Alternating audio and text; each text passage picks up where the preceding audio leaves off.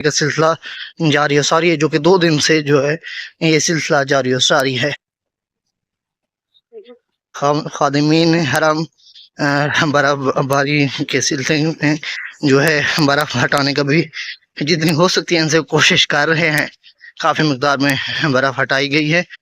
غالباً یہ تمام سین جو مولا کے حرم کے ہیں یہ تمام برف کی وجہ سے ڈھک جاتے ہیں، جن کی وجہ سے زائرین کے لیے چلنا بہت دشوار ہو جاتا ہے۔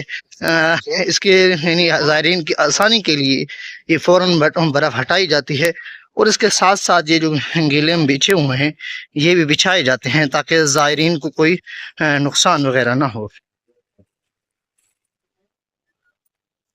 ابھی زائرین اس پر چلتے ہوئے آ رہے ہیں۔ یہ زائرین کے فائدے کے لیے ہی بچھایا جاتا ہے تاکہ اس پر کوئی سلپ نہ ہو۔